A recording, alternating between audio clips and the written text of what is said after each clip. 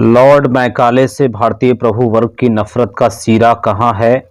Macaulay से भारतीय प्रभु वर्ग की नफरत इसलिए नहीं है कि उन्होंने इंग्लिश एजुकेशन को बढ़ावा दिया। आप जानते ही हैं कि इंग्लिश एजुकेशन का सबसे ज्यादा लाभ सवर्ण ही उठा रहे हैं। भारत में सबसे पहले इंग्लिश को ब्राह्मणों ने ही अपनाया। 1901 की जनगणना के भाषा और जाति के कॉलम में इसे देखा जा सकता है। उसी इंग्लिश एजुकेशन ने सवर्णों को ब्रिटिश नौकरियों से लेकर इंजीनियरिंग, शिक्षा, आईटी क्रांति और विदेश जाने की होड़ में आगे रखा है। मैकाले से प्रभु वर्ग की दिक्कत शायद किसी और बात के लिए है। भारत के पहले लॉ कमीशन के चेयरमैन होने के नाते मैकाले ने 1834 में इंडियन पीनल कोड आईपीसी का ड्राफ्ट बनाया, जिससे तमाम जातियों और समुदायों, ब्रिटिश लोग भी के लिए समान अपराध के लिए समान दंड का प्रावधान किया। इससे पहले राजशाही और नवाबी दौर में अलग जातियों के लिए समान अपराध की अलग सजाएं थी। आईपीसी 1862 में लागू हो गई। इस वजह से न तो वे ब्रिटिशर्स के बीच लोकप्रिय हुए, न उन जातियों के बीच जिनके लिए आईपीसी से पहले लागू दंड विधान अपेक्षाकृत नर्म थे। समान अपराध के लिए अलग अलग जातियों को अलग अलग दंड दिए जाने का मैकाले ने अंत कर दिया। मिसाल के तौर पर आईपीसी न होता तो नाथूराम गोडसे को फांसी नहीं होती क्योंकि वह ब्राह्मण था। बलात्कारी धनंजय चटर्जी को भी फांसी न होती क्योंकि मनुस्मृति में ब्रह्म हत्या तो पाप है। ये पोस्ट देश के वरिष्ठ पत्रकार दिलीप मंडल ने अपने फेसबुक पर लॉर्ड मैकाले के जन्मदिन यानी 25 अक्टूबर को शेयर किया था। दरअसल लॉर्ड मैकाले वर्ष 1834 में भारत आया तथा उसे गवर्नर जनरल की कार्यकारी परिषद के विधि के सदस्य के तौर पर नियुक्त किया गया था। उसकी नियुक्ति सार्वजनिक शिक्षा समिति के अध्यक्ष पद पर की गई, जिसका कार्य प्राच्यवादी तथा पाश्चात्यवादी विवाद पर मध्यस्थता करना था। वर्ष 1835 में लॉर्ड मैकाले ने अपना प्रसिद्ध स्मरण पत्र मिनट गवर्नर जनरल की परिषद के समक्ष प्रस्तुत किया, जिसे लॉर्ड विलियम बेंटिक ने स्वीकार करते हुए अंग्रेजी शिक्षा अधिनियम 1835 पारित किया। मैकाले के स्मरण पत्र के मुख्य प्रावधान निम्नलिखित थे। इसके तहत पाश्चात्य शिक्षा का समर्थन करते हुए यह प्रावधान किया गया कि सरकार के सीमित संसाधनों का प्रयोग पश्चिमी विज्ञान तथा साहित्य के अंग्रेजी में अध्यापन हेतु किया जाए। सरकार स्कूल तथा कॉलेज स्तर पर शिक्षा का माध्यम अंग्रेजी करे तथा इसके विकास के लिए कई प्राथमिक विद्यालयों के स्थान पर कुछ स्कूल तथा कॉलेज खोले जाएं। मैकाले ने इसके तहत अधोगामी निस्पंदन का सिद्धांत डाउनवर्ड फिल्ट्रेशन थ्योरी दिया, जिसके तहत भारत के उच्च तथा मध्यम वर्ग के एक छोटे से हिस्से को शिक्षित करना था ताकि एक ऐसा वर्ग तैयार हो जो रंग और खून से भारतीय हो लेकिन विचारों, नैतिकता तथा बुद्धिमत्ता में ब्रिटिश हो। यह वर्ग सरकार तथा आम जनता के मध्य एक कड़ी का कार्य कर सके और इनके माध्यम से उनमें भी पाश्चात्य शिक्षा के प्रति रुचि उत्पन्न हो। 6 अक्टूबर 1860 को लॉर्ड मैकाले द्वारा लिखी गई भारतीय दंड संहिता लागू हुई और मनुस्मृति का विधान खत्म हुआ। तो जैसा कि प्रोफेसर दिलीप मंडल का आप पोस्ट देख रहे थे, उससे पता चलता है कि लॉर्ड मैकाले से भारत के जो जातिवादी सामंती तबका है उनको दिक्कत इस बात के लिए नहीं है कि लॉर्ड मैकाले ने भारतीय शिक्षा में अंग्रेजी को लाया या भारतीय शिक्षा का अंग्रेजीकरण किया, बल्कि वो इसका पूरी तरह से फायदा उठा रहे हैं, भरपूर फायदा उठाया है उन्होंने। उनको दिक्कत इस बात से है कि उन्होंने आईपीसी लागू करके समान दंड संहिता भारत में लागू किया। देश में एक तबका है जो प्रोपेगेंडा फैलाता रहता है, जो हमेशा झूठ और भ्रम फैलाता है, लोगों को झूठ के आधार पर भ्रमित करता है। ऐसे लोग सोशल मीडिया पर लॉर्ड मैकाले के बारे में एक उनका कथित भाषण वायरल कर रहे हैं, जो कि पूरी तरीके से भ्रामक है, झूठ है।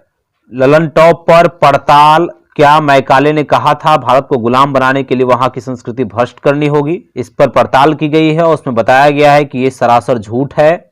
उसमें लिखा गया है कि लॉर्ड मैकाले का एक कथित भाषण सोशल मीडिया पर वायरल हो रहा है। इसमें दावा किया जा रहा है कि मैकाले ने 1835 में ब्रिटेन की संसद में कहा था कि भारत को गुलाम बनाने के लिए भारतीय संस्कृति को बर्बाद करने की जरूरत है। वायरल दावा में यह बताया गया है कि भारत में ब्रिटेन की शासन का प्रतिनिधि रह चुका एक अंग्रेज लॉर्ड मैकाले ने 2 फरवरी 1835 को ब्रिटेन की संसद में भारत के संदर्भ में क्या कहा। भारत का विस्तृत भ्रमण करने पर मैंने पाया कि वहां एक भी व्यक्ति बेईमान नहीं है। लोगों के अंदर उच्च नैतिक आदर्श एवं चरित्र वहां के सामाजिक संरचना की पूंजी है, जैसा कि मैंने और कहीं नहीं देखा। लोगों के मन में आध्यात्मिकता, धार्मिकता एवं अपनी सांस्कृतिक विरासत के प्रति अटूट आस्था है। वे बड़े मनोबली हैं। लोगों के आपसी विश्वास एवं सहयोग की भावनाओं को तोड़े बिना, उन्हें भ्रष्ट किए बिना भारत को जीतना और उस पर शासन करना असंभव है। अतः मैं प्रस्ताव रखता हूं कि नई शिक्षा नीति बनाकर वहां की प्राचीन शिक्षा प्रणाली एवं संस्कृति पर हमला किया जाए, ताकि लोगों का मनोबल टूटे, वे विदेशी खासकर अंग्रेजी और अंग्रेजियत को अपनी तुलना में महान समझने लगे। तब वही होगा जैसा कि हम चाहते हैं। अपनी संस्कृति और स्वाभिमान को खोया हुआ भारत पूर्णतः गुलाम और भ्रष्ट भारत होगा। लक्ष्य संस्थान द्वारा प्रकाशित पुस्तक 1.25 अरब से। ऐसा ही दावा कई और भी सोशल मीडिया यूजर्स ने किया है। पड़ताल दी लल्लन टॉप ने वायरल दावे की विस्तार से पड़ताल की। हमारी पड़ताल में यह दावा झूठा और भ्रामक निकला। लॉर्ड मैकाले ने ऐसा कोई भाषण ब्रिटेन की संसद में नहीं दिया था। और तो और जिस तारीख का जिक्र किया जा रहा है, उस दिन ब्रिटेन की संसद स्थगित चल रही थी। आगे बताया गया है कि AFP फैक्ट चेक की 28 फरवरी 2020 की एक रिपोर्ट में ब्रिटेन की संसद के प्रवक्ता का बयान दर्ज है। इसमें उन्होंने बताया कि ब्रिटेन की संसद का कामकाज 15 अगस्त 1834 से 19 फरवरी 1835 तक स्थगित था। ऐसे में 2 फरवरी 1835 को लॉर्ड मैकाले के भाषण देने का सवाल ही नहीं उठता। Archive link. हमने आगे सर्च किया तो हमें 2 फरवरी 1835 की मिनट ऑन एजुकेशन नाम से एक रिपोर्ट मिली। ये कोई भाषण नहीं था बल्कि एक रिपोर्ट थी। इसमें मैकाले ने भारत की शिक्षा व्यवस्था में बदलाव की सिफारिश की थी। उन्होंने ये भी कहा था कि फारसी या संस्कृत की जगह अंग्रेजी भाषा को आधिकारिक भाषा बनाया जाना चाहिए। मैकाले ने पश्चिमी संस्कृति को भारत की संस्कृति से बेहतर बताया था।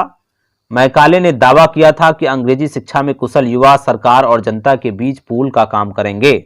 वहीं एम्स्टेल गंगा में डॉक्टर रविंद्र अग्निहोत्री, जो कि सदस्य है हिंदी सलाहकार समिति, वित्त मंत्रालय, भारत सरकार, ऑस्ट्रेलिया, उन्होंने भी मैकाले और हमारे भ्रम से एक लेख लिखा है, एक आर्टिकल लिखा है। उसमें उन्होंने वायरल दावे को झूठा बताया है। उसमें वो कहते हैं कि चर्चित उद्धरण पर ध्यान दीजिए।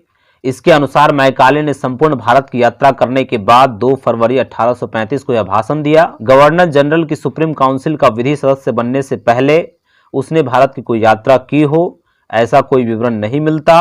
उपलब्ध रिकॉर्ड के अनुसार वह केवल एक बार भारत आया। 10 जून 1834 को मद्रास, वर्तमान चेन्नई के तट पर उतरा। उस समय देश की राजधानी कलकत्ता, वर्तमान कोलकाता थी, अतः स्थल मार्ग से वहां चला गया। आया तो था 5 वर्ष के लिए, पर स्वास्थ्य ठीक न रहने के कारण निर्धारित समय से पहले ही दिसंबर 1837 के अंत में इंग्लैंड वापस चला गया।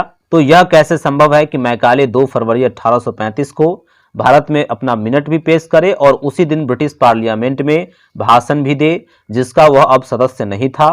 तब वीडियो कॉन्फ्रेंसिंग की सुविधा तो दूर, न टेलीफोन की सुविधा थी, न तार की और न हवाई यात्रा की।